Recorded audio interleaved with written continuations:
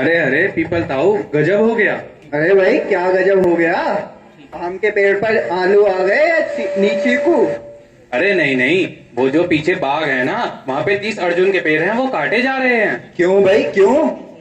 अरे वो कनेर अंकल बता रहे थे कि वहाँ पे वो पेड़ काट के एक बड़ी सी कोठी बनाएंगे। अरे अरे भाई ये तो बड़े दुख की बात है।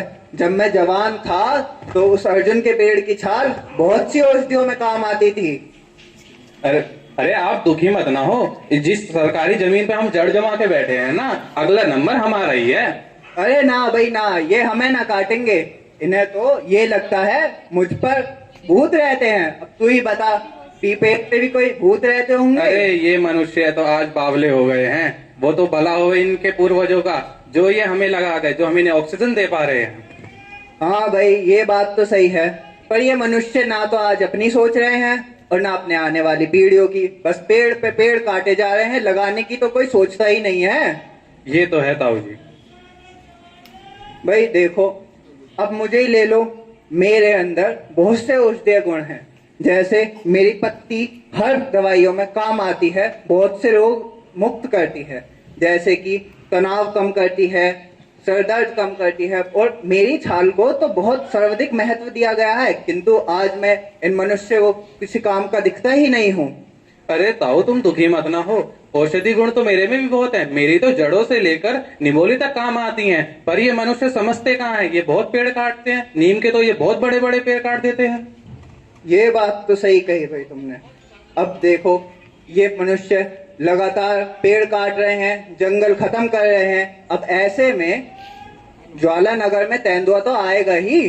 अरे ये बात तो आपने बहुत सही। इसी बात पे याद आया मुझे, एक रात सपना आया। अच्छा। एक जगह जागरण हो रहा था और वहाँ एक गाना, वो गाना आता है ना कि आओ जंगल के राजा मेरी मैया को लेके आओ, और वहीं जब ये असली का चेहरा आ गया। भाई देखो, ये तो एक दिन होना ही है। अब जब ये पेड़ काटते रहेंगे और नए पेड़ लगाएंगे ही नहीं, तो जंगली जानवरों का शहरों में आना तो बढ़ता ही रहेगा। ये बात तो सही कही आपने ताऊ जी। अब हम कर भी क्या सकते हैं इस चीज में? अरे भाई क्यों नहीं कर सकते, इन लोगों से एक अपील तो कर ही सकते हैं। ताऊ जी तुम ही करो अभी सभी, मेरे बस की नहीं है। तुम तजुर्बेकार हो और मेरी तो भाषा भी कड़वी है। ये भी सही है। तो पृथ्वीवासियों व मेरे प्रकृति के मित्रों, यदि इसी प्रकार ऑक्सीजन खत्म होती रही और पेड़ कटते रहे तो ऑक्सीजन के आने वाले समय में लाले पड़ जाएंगे। और हम सभी, आप देखिए, अभी कोरोना काल की दूसरी लहर में डॉक्टरों द्वारा प्राकृतिक औषधि को नाम, जो ऑक्सीजन उन्होंने निर्मित करी थी, उसकी कमी के कारण चारों तरफ हाहाकार मच गया था।